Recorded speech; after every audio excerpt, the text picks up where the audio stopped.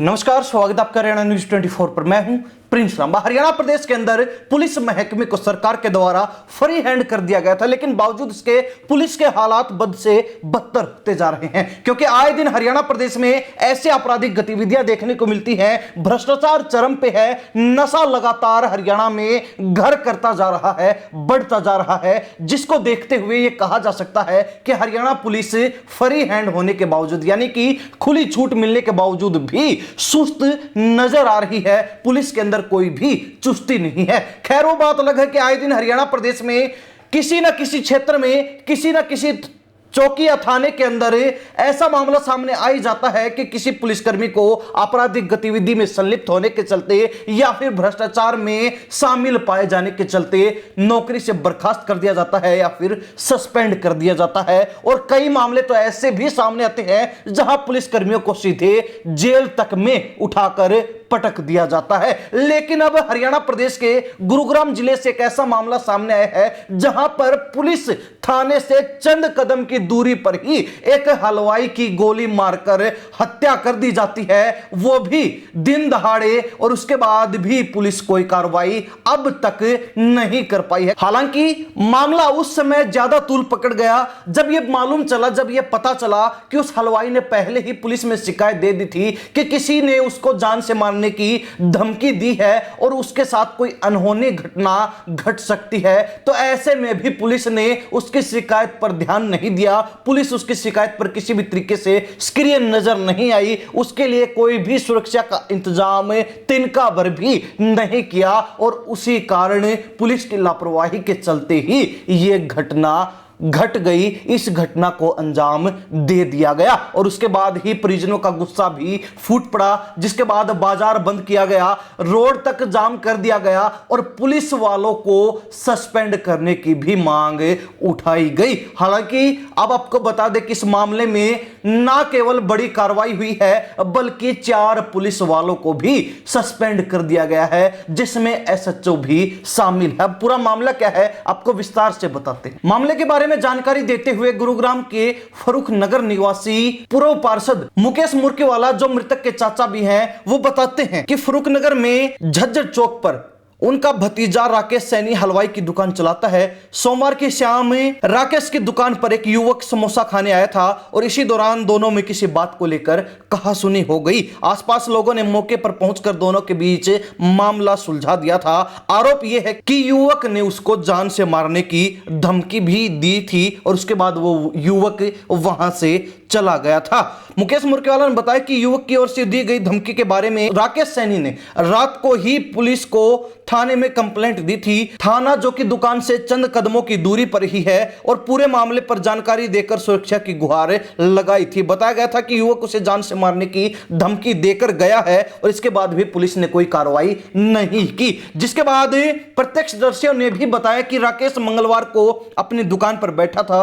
दोपहर के करीब 12 बजे युवक आया और सीधा दुकान के अंदर घुसकर राकेश पर ताबड़तोड़ फायरिंग शुरू कर दी, जिसके बाद मौके पर ही राकेश की मौत हो गई और हमलावर वहां से भाग निकला। अचानक हुई इस वारदात से क्षेत्र में अफरा तफरी का माहौल भी मच गया। हालांकि इस मामले की जब सूचना मिली तो एसपी पटौदी सुखबीर और फरूख नगर थाना एसएचओ संदीप मौके पर पहुंचे और मामले की जांच की। पुलिस ने दुकान से सभी साक्ष्य जुटाए। इसी दौरान मुकेश मुर्कीवाला और अन्य परिजन भी मौके पर पहुंच गए और उन्होंने आरोपी की तुरंत गिरफ्तारी और एसएचओ को सस्पेंड करने की मांग की।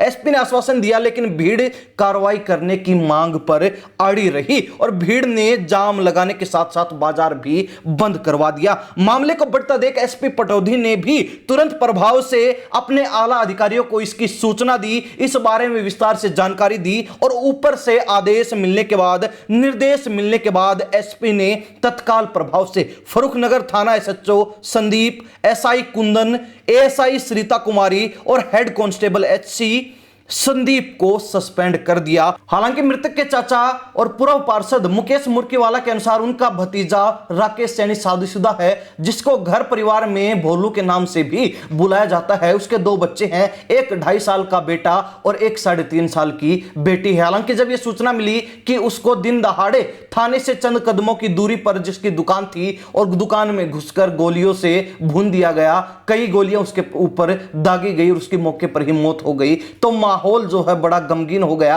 पूरा परिवार जो है गम में डूब गया, पूरा परिवार सदमे में है। तो कहीं ना कहीं इससे साफ नजर आता है कि पुलिस जिसको फ्री हैंड मिला हुआ है, सैनी सरकार जिसने हरियाणा पुलिस महकमे को खुली छूट दे रखी है कि आप कैसे भी कीजिए, कुछ भी कीजिए, लेकिन हरियाणा प्रदेश में अपराध, भ्रष्टाचार और नशा खत्म होना चाहिए। लेकिन बावजूद इसके पुलिस में बिल्कुल भी चुस्ती नहीं है, पुलिस बिल्कुल सुस्त नजर आ रही है और पुलिस का रवैया इस कदर देखने को मिल रहा है कि आए दिन ऐसी घटनाओं को अंजाम दे दिया जाता है और पुलिस हाथ पर हाथ धरे बैठी रहती है। हालांकि इस मामले से एक और बड़ा संदेश यह भी मिला है कि जिस तरीके से लगातार हरियाणा प्रदेश में पुलिस कर्मचारियों पर तलवार लटकी हुई है और आए दिन कुछ पुलिसकर्मियों का पत्ता काट ही दिया जाता है, तो वह सिलसिला अब भी लगातार जारी है। अब भी पुलिस महकमे के कर्मचारी सुधरे नहीं हैं, माने नहीं हैं और एक बार फिर गुरुग्राम के अंदर 4 पुलिस वालों का पत्ता काट दिया गया, उनको सस्पेंड कर दिया गया, जिसमें एसएचओ सहित 3 और पुलिस वाले शामिल हैं, जिसमें सब इंस्पेक्टर से लेकर एएसआई से लेकर हेड कांस्टेबल तक को सस्पेंड कर दिया गया है। तो ऐसे में अब देखने वाली बात रहेगी कि इस मामले में क्या कुछ नया मोड़ आता है, कब तक आरोपी की गिरफ्तारी हो पाती है, तो साथ ही पुलिस विभाग के द्वारा, पुलिस के आला अफसरों के द्वारा ये जो कार्रवाई की गई है, क्या इससे पुलिस महकमे में पुलिस कर्मचारियों पर कोई प्रभाव पड़ने वाला है? क्या इससे कुछ पुलिस कर्मचारियों के अंदर विशेष तौर पर गुरुग्राम जिले में फुर्ती आने वाली है या फिर नहीं? यह एक बड़ा सवाल है। खैर, हरियाणा प्रदेश की जनता इस मामले को लेकर क्या राय रखती है, कमेंट के माध्यम से जरूर लिख दीजिए। इन्हीं सब बातों के साथ प्रिंस लांबा, हरियाणा न्यूज 24। नमस्कार, जय हिंद।